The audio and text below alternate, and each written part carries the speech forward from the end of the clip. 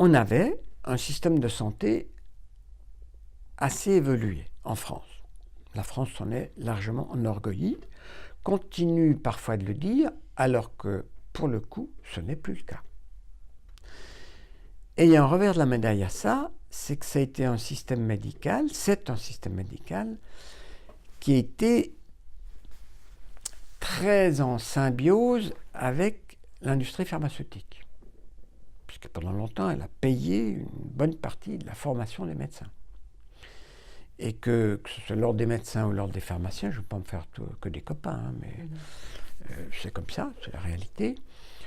C'est un lobby extrêmement puissant dans l'ensemble de la sphère de la santé. Tellement puissant que, y compris les patients et la population, se dit la santé, c'est une affaire de spécialistes, c'est les médecins, c'est les pharmaciens, et il n'y a rien d'autre. C'est très récent, ça.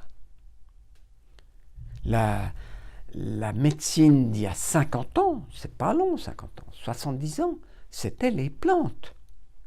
Je m'aperçois que dans les pays, allez, on va dire occidentaux, hein, les États-Unis, l'Angleterre, le Japon, bon, ils ne sont pas spécialement révolutionnaires, hein, eh bien, l'ouverture médicale aux plantes est beaucoup plus réelle, existante. Moi, je suis sidéré par ça. Alors qu'en France, mais les Japonais, dans le monde entier, on pensait qu'il y a quand même des Valais, il y a eu plein de gens qui ont défendu les plantes et tout. Les gens, ils croyaient qu'on se soignait comme ça. Moi, j'ai participé à la mise en place de l'aromathérapie au Japon. Dès le début, j'étais quasiment le seul non-japonais dans les premiers symposiums. Mais ils me disaient, mais dans les hôpitaux, on soigne avec les huiles essentielles. Non, hélas, non. Alors que, entre le deuxième symposium et le troisième symposium, mais je ne sais pas, il y a une centaine d'hôpitaux et de cliniques qui ont fait des essais tout de suite. C'est impensable 20 ans après, ici, aujourd'hui. Donc, le système français médical est extrêmement verrouillé. Alors, il est petit à petit en opposition à la population, qui, aux 2/3, à 70%, se soigne partiellement par les plantes.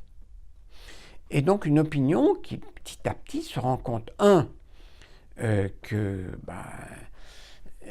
elle est extrêmement prisonnière de ce système, qui est déficitaire, qui est de moins en moins performant parce qu'il est basé sur la rentabilité financière, principalement des labos, parce que l'hôpital ne va pas très bien, il nage pas dans l'argent, les infirmières, que je sache, ne sont pas très bien payées, les toubibs, en grande partie, pas non plus, et ils bossent comme des fous, et on est dans une espèce de système qui doit faire de l'argent, qui doit être rentable, mais pour le profit principal des grands labos pharmaceutiques. Hein. C'est dommageable pour la santé, d'abord, mais c'est aussi dommageable pour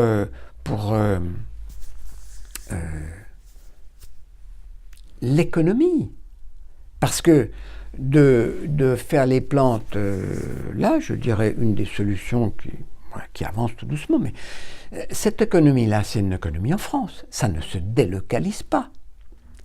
Et c'est une économie qui pourrait être utilisée par la médecine française, avec des labos français, et qui pourrait devenir quelque chose d'intéressant.